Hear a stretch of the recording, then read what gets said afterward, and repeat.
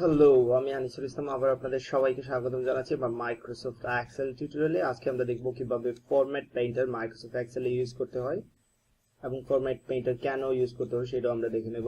প্রথমে আমরা মাইক্রোসফট এক্সেলে চলে যাচ্ছি।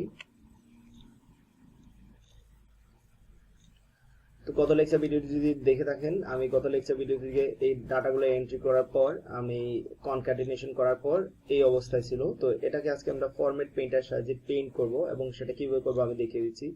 ধরা যাক আমরা কখনো এই অংশগুলো নিয়ে কাজ করতেছি, তো এগুলোকে বিভিন্ন ফরম্যাটে সাজাচ্ছি, অর্থাৎ রাইট বাটনে ক্লিক করে ফরম্যাটিং করা যায়, কিংবা চাইলে এখান থেকে আপনি বোল্ড, ইটালিক, আন্ডারলাইন এগুলো ইউজ করতে পারবেন।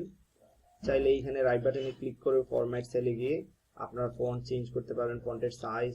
ধরা যাক আমি ফন্টের সাইজ দিলাম 12।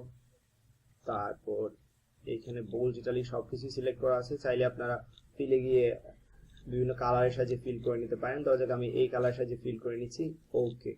তাহলে দেখা গেল আমার এই লেখাগুলো এবং এই লেখার মধ্যে পার্থক্য আছে, কারণ এখানে আমরা বিভিন্ন ধরনের ফরম্যাটিং করছি, যেগুলো আসলে এইখানের উপর করা হয় নাই ফরম্যাটিং, শুধু এই অংশের উপর ফরম্যাটিং করছি।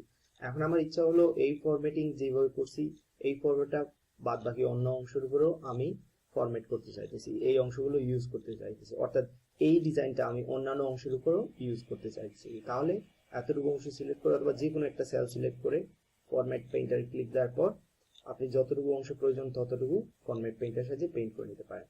দেখুন এক্স্যাক্টলি যে ফরম্যাটটা আমরা সিলেক্ট করেছিলাম সেই ফরম্যাটটা প্রত্যেকটা অংশের উপর আমরা কি করতে পারছি, ইউজ করতে পারছি, ইমপ্লিমেন্ট। তো আবারও যদি ফরম্যাট পেইন্টার প্রয়োজন হয় সিলেক্ট করুন, তারপর দেখবেন এই ফরম্যাটটা কিন্তু সিলেক্ট হয়ে গেছে। তাহলে এই ফরম্যাটটা আমরা ইউজ করতে পারবো অন্যান্য অংশের উপর, রাইট? তাহলে এইভাবে আমরা ফরম্যাট পেইন্টার ইউজ করতে পারি। আজকে ভিডিও এতটুকু থাকবে।